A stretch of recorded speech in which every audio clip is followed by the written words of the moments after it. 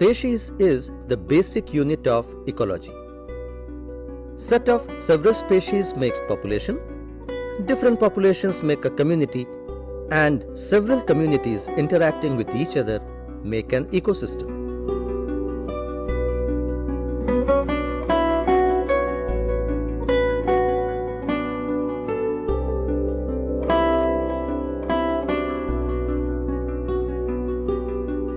Each biotic community lies in an abiotic environment called biotope.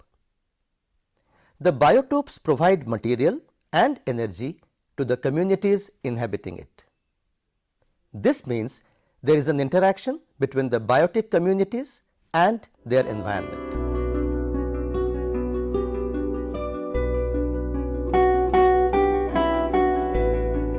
The term ecosystem was introduced by A.G. Tansley in 1935 as living world and its habitat, but the concept appeared in ecology much later. An ecosystem is the structural and functional unit of biosphere comprising of the living organisms and their non-living environment that interact to form a self-sufficient and stable system. The relationship between a biotic community and the non-living environment is always a mutual one. That means not only the environment affects the community, but the community also modifies the environment as shown here.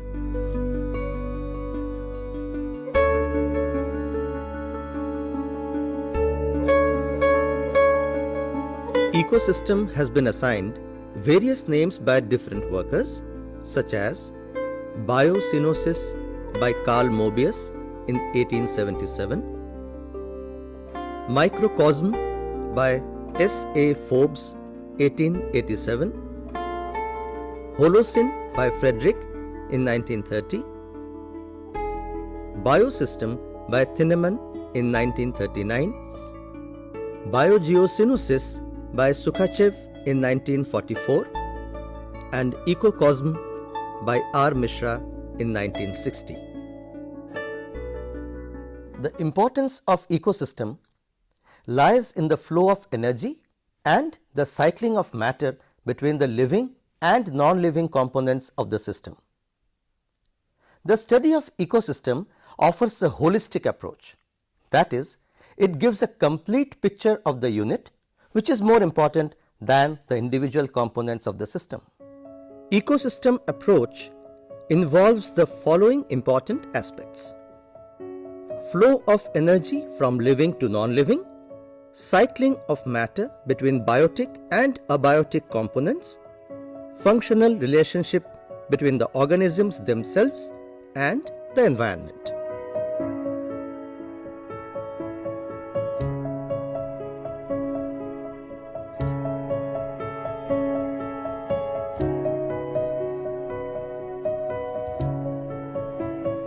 Energy flow and cycling of matter in an ecosystem. An ecosystem always remains in balanced condition unless it is disturbed by man. The science of control of the ecosystem is called cybernetics.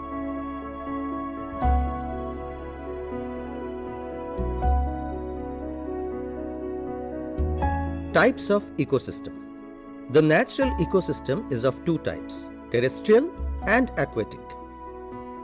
The terrestrial ecosystem includes forests, grasslands, and deserts. In this program, grassland ecosystem has been dealt with. Grassland ecosystem. Grasslands, also called rangelands, provide forage and habitat to the grazing animals and wildlife.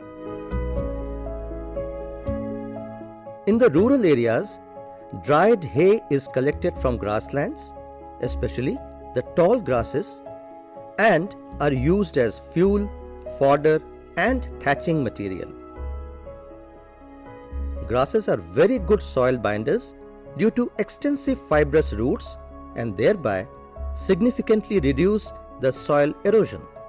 In India, the area under various kinds of grass cover is estimated to be 18 to 19% of the total land. The annual production of dry grass or hay is about 250 million tons. Growing grasses along with forest trees like teak and sal is called agroforestry, in which the ground floor of soil is used for growing grasses. In grassland ecosystem, the rainfall is from 25 to 75 centimeters per year. In such a low amount of rainfall, the big trees can't survive. The grasses attain a height of 2 to 3 meters.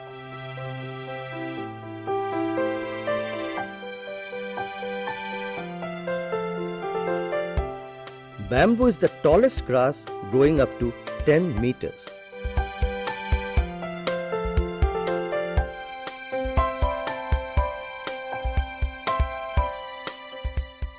Grasslands in temperate regions are pure grasslands without trees.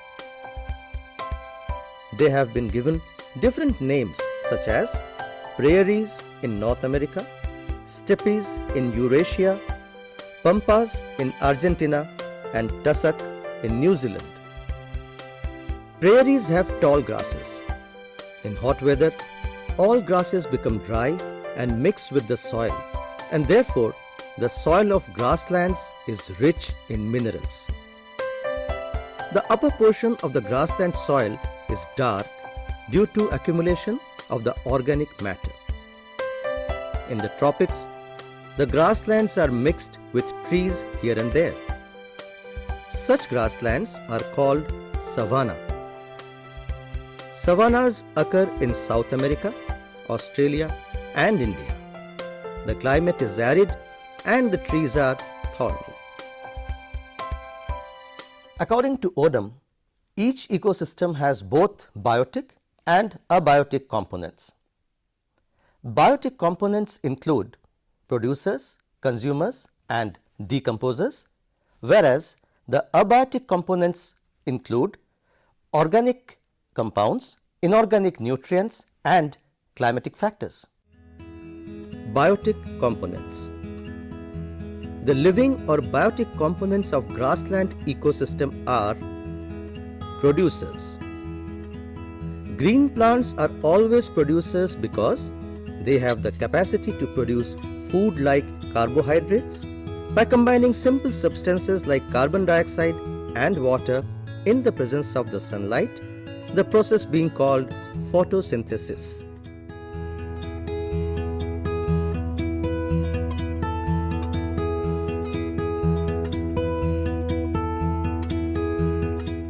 The common producers grasses of Indian grasslands are Diasanthium, Sehima, Phragmites, Saccharum, Cynodon, Cymbopogon, etc. The common shrubs and trees of savanna grasslands as observed in India are Prosopis, Ziziphus, Capparis, Acacia, and Butea. Consumers. Consumers are of different orders such as primary, secondary, tertiary, and the topmost. Primary consumers are the herbivores like rabbit, goat, sheep, deer, horse, cow, buffalo, and nilgai, etc. Primary consumers are called the secondary producers because all carnivores depend on them for their food. Charles Elton has called the primary consumers as the key industry animals. Several insects like grasshoppers, leafhoppers are also common. Spiders are also found in plenty. Burrowing herbivores like rats are also found in plenty.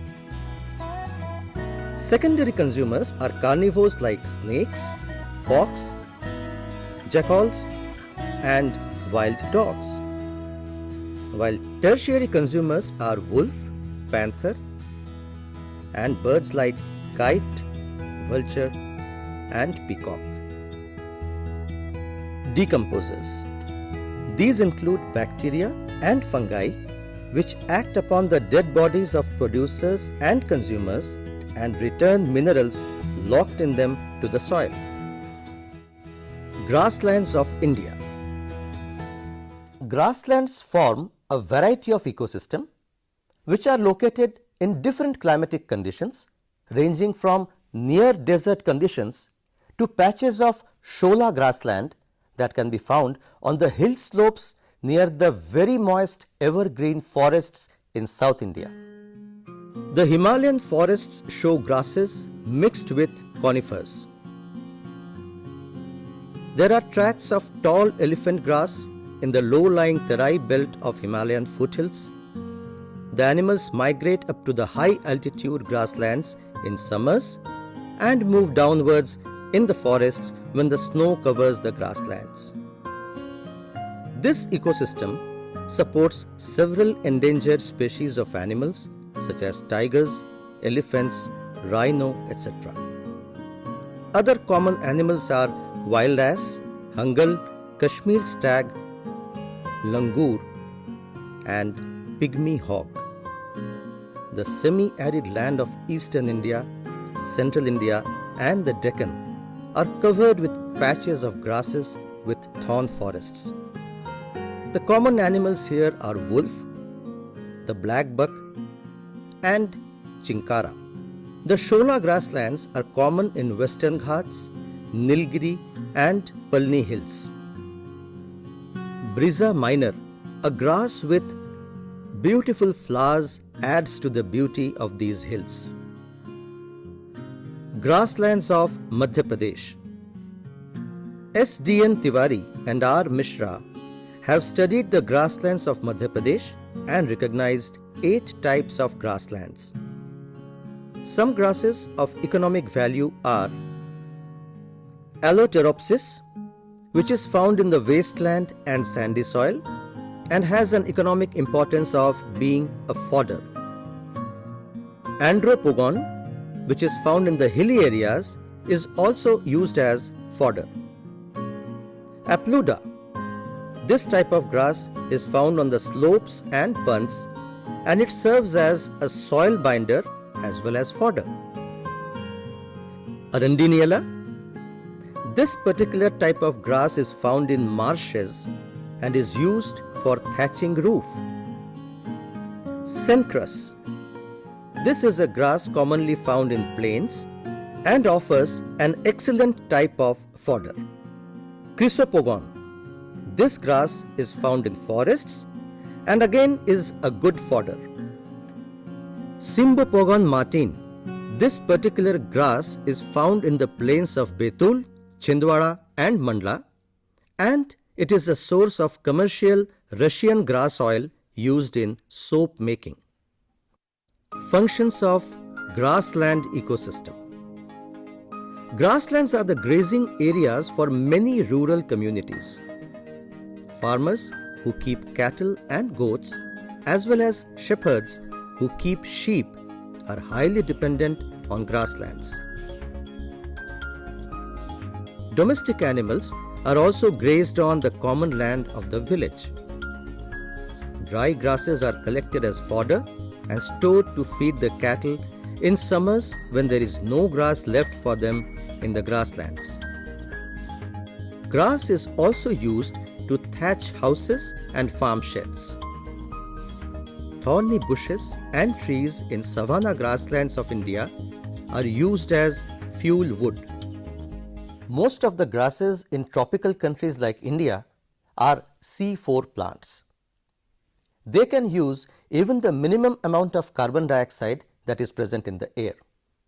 They start photosynthesis even when the carbon dioxide content is as low as 1 to 10 ppm, whereas C3 plants like soybean require 50 to 150 ppm.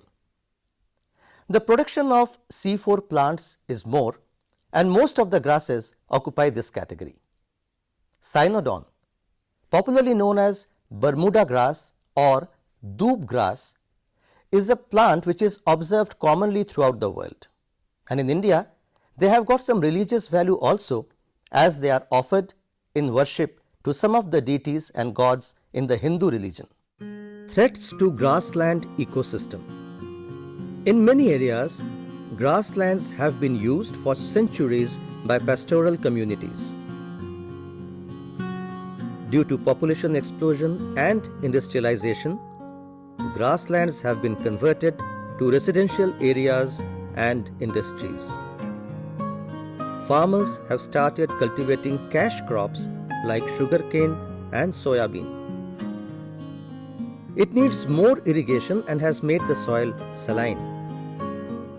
Short-term economic gains should not go at the cost of long-term economic losses and ecological losses. The number of grazing animals has increased and present-day grasslands cannot support it. Therefore, grasslands are undergoing deterioration. Fires, natural as well as man-made, result into the degradation of grasslands ecosystem. In India, the area under grasslands has squeezed to only 3.7% at present. Why are our grassland species disappearing? Several grassland species have disappeared from several parts of India in which they were found 50 to 60 years ago in abundance. It is interesting to note that because of the disappearance of these grasslands, how the animal species have been affected. For example, the wolf is now highly threatened.